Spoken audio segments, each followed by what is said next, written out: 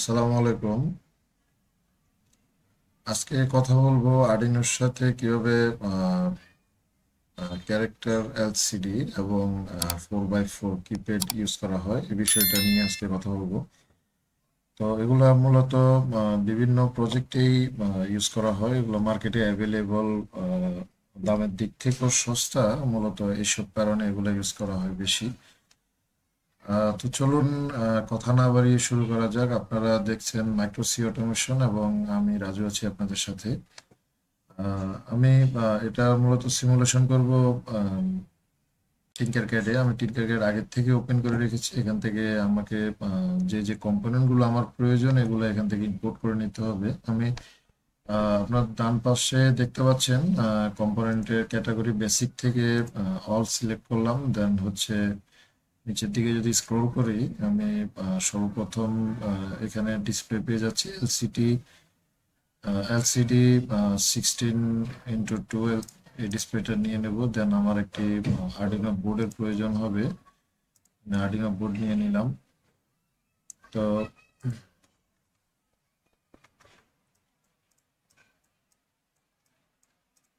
কিপ্যাডটাকে আমি পরবর্তী দিন ইনস্টল করি। কিপ্যাডটা আমি আগে এলসিডিটা কমপ্লিট করে দেন কিপ্যাডটা অ্যাটাচ করব। কিপ্যাডটা ইম্পোর্ট করে রেখে দিই। এই যে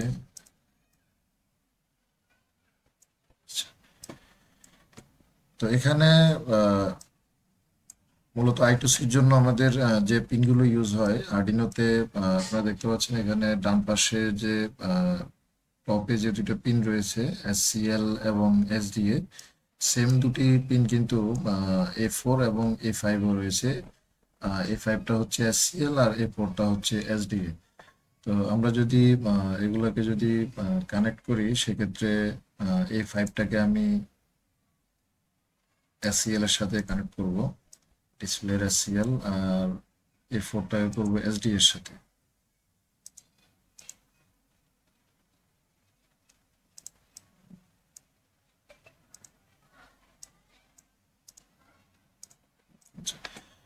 তো ডিসপ্লেতে পাওয়ার দেওয়ার জন্য বিসিসি এবং গ্রাউন্ড পিন রয়েছে। বিসিসি আমি 5 ভোল্ট সাপ্লাই দেব।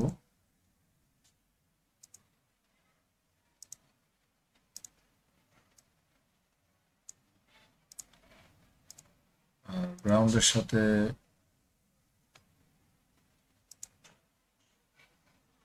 আর্ডিনো গ্রাউন্ড পিনটা কানেক্ট করে দেব। আচ্ছা, তো আমার ওয়্যারিং এর কাজটা মোটামুটি এতটুকুতেই শেষ ডিসপ্লের জন্য। তো চলে যাব আমি এখন কোড এডিটরে। এখানে ব্লকস থেকে আমি টেক্সটে চলে যাব, কন্টিনিউ। দেন এখানে যে কোডটি রয়েছে এটি আমি সম্পূর্ণভাবে ডিলিট করে দিই। তো আমার জন্য এখানে এখানে আমার প্রয়োজন হবে লাইব্রেরি এবং একটি লাইব্রেরির প্রয়োজন হবে। এখানে কোডটা আমি আগে থেকে রেডি করে রেখেছি। যদি এখানে লিখতে যাই সেক্ষেত্রে একটু সময় লাগতে পারে বেশি, এই জন্যই। তো আমি কোডটাকে এক্সপ্লেন করি। আগে কপি করে আমি কোডটাকে নিয়ে যাই, আমার অনলাইন কোড এডিটরে নিয়ে যাই।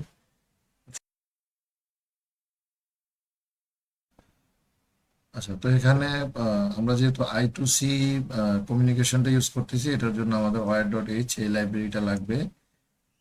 আর এলসিডি ডিসপ্লের জন্য লিকুইড ক্রিস্টাল আই2সি এই লাইব্রেরিটার প্রয়োজন হবে। দেন হচ্ছে আমাদের এই দুটা লাইব্রেরি এনাফ। এখানে আমাদের এই এলসিডি এবং আই2সি এগুলোর জন্য আবার তো কোনো লাইব্রেরির প্রয়োজন নেই।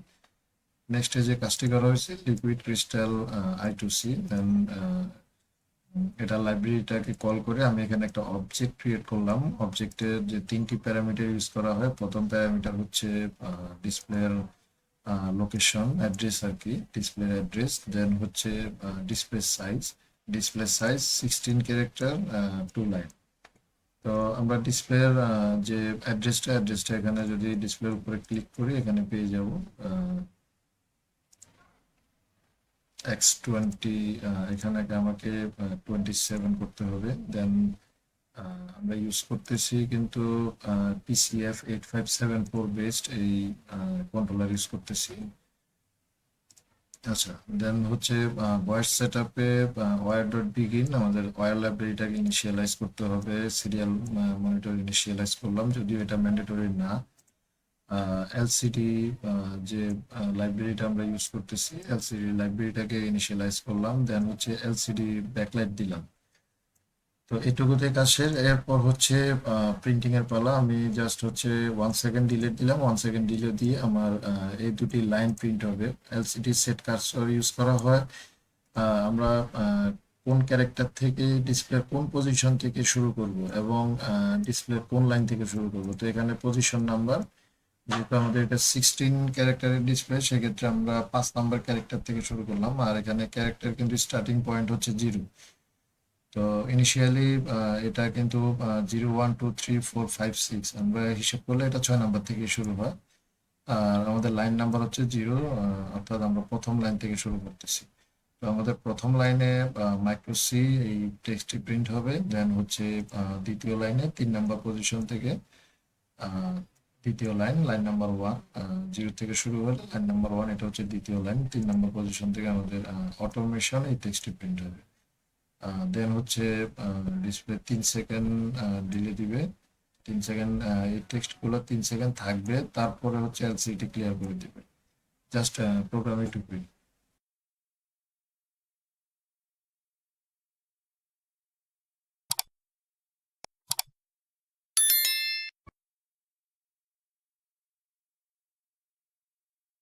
হ্যাঁ, দেখতে পাচ্ছেন ঠিকঠাক মতোই কাজ করতেছে। আমি যদি এখান থেকে ডিলেটাকে অফ করে দিই, সরি, এই দুটি লাইন যদি আমি ডিলিট করে দিই, সেক্ষেত্রে আমি যে দুটি টেক্সট প্রিন্ট করছি এগুলা আলটিমেটলি থেকেই যাবে। ওকে, তো এবার আমরা কিপ্যাডটাকে ইমপ্লিমেন্ট করব। কিপ্যাডটাকে মাইক্রোকন্ট্রোলারের সাথে মানে আর্ডিনোর সাথে ইমপ্লিমেন্ট করব। সেক্ষেত্রে আমরা 0 আর 1 এই দুটি পিন বাদ দিয়ে আমি 2 এর থেকে শুরু করব। তো 2 থেকে যদি শুরু করি, সেক্ষেত্রে প্রথম ওয়্যারটা, আচ্ছা আমি আগে আপনাদেরকে এখানে একটা বিষয় ক্লিয়ার করি। কিপ্যাডের মধ্যে টোটালি যেহেতু এটা 4x4 কিপ্যাড, অর্থাৎ 4 রোস এবং 4 কলাম এবং 4 রোস। ঠিক আছে, তো এখানে টোটালি আমাদের এখানে ওয়্যার থাকবে, টোটালি কানেকশনের জন্য ওয়্যার থাকবে টোটাল 8টা। 4 রোসের জন্য 4টা এবং 4 কলামের জন্য 4টা। তো এখানে দেখতে পাচ্ছেন রো 1 2 3 4, দেন হচ্ছে কলাম 1 2 3 4।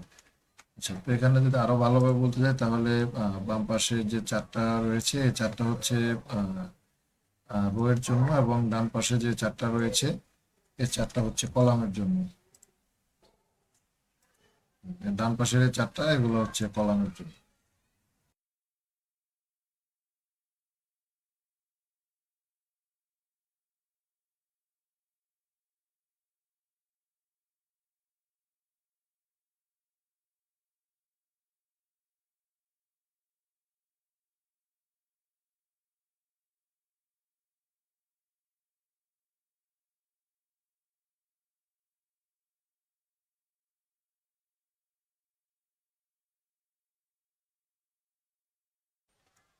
আচ্ছা, যাক, এখানে আমি পিন নাম্বার 2 3 4 5 ইউজ করছি রো এর জন্য, এবং 6 7 8 9 এই 4টা পিন ইউজ করছি আমি কলামের জন্য। তো আমরা এখন কোডটাকে ইমপ্লিমেন্ট করি। কোডটা আমি আগে থেকে রেডি করে রেখেছি, জাস্ট হচ্ছে সময়টা সেভ করার জন্য। আমাদের সর্বপ্রথম প্রয়োজন হবে লাইব্রেরির জন্য।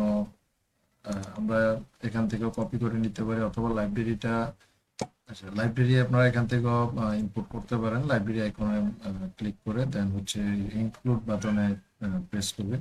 এটা হচ্ছে কিপ্যাড লাইব্রেরি, আমি কিপ্যাড লাইব্রেরিটাকে ইনক্লুড করে নিলাম। দেন হচ্ছে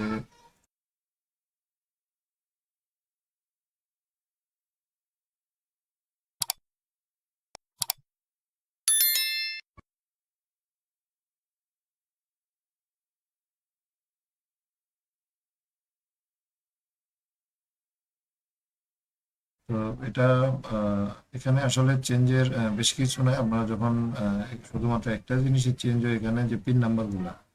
এই যে পিন নাম্বারগুলো এগুলাই চেঞ্জ হয়। এগুলো আপনারা যদি কখনো নিজেদের প্রজেক্টের সাথে এই পিন নাম্বারগুলো চেঞ্জ করা লাগতে পারে, তাছাড়া আর কোনো কিছু চেঞ্জ হয় না। তো সর্বশেষ আমি এখানে দুটি লাইন আমার রয়ে গেছে।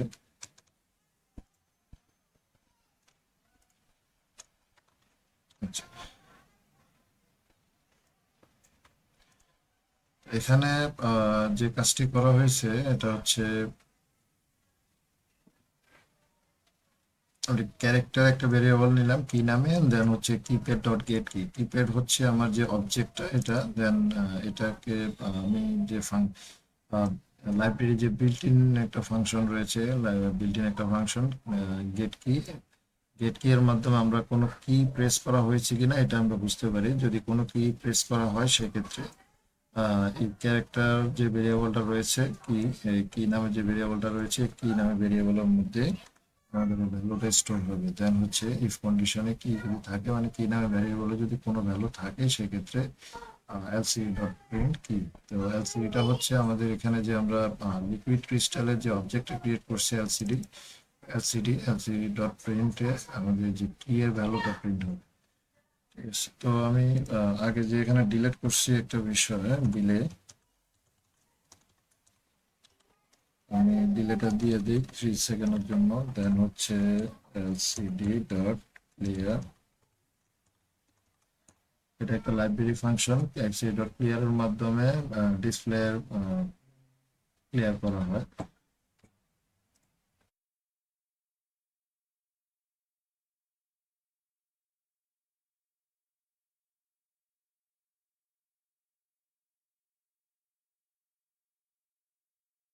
তো আমরা এখন লুপ ফাংশনে আছি। আমরা যদিও এখনো পর্যন্ত কিপ্যাডের কোনো বাটনকে প্রেস করি নাই, তো আমরা একে একে সবগুলা বাটন প্রেস করে দেখবো আমাদের প্রোগ্রাম ঠিকঠাক কাজ করছে কিনা।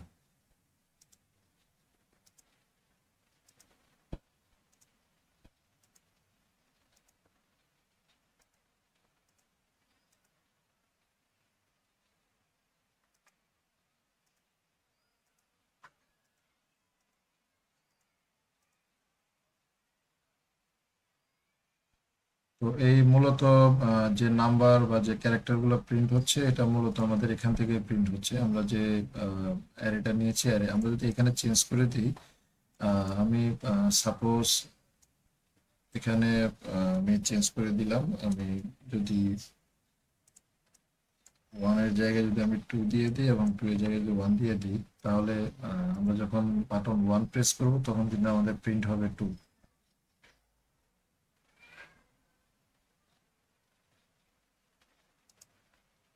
দেখতে পাচ্ছেন আমি 1 এবং 2 কে অল্টারনেট করে দিয়েছি ভিতরে।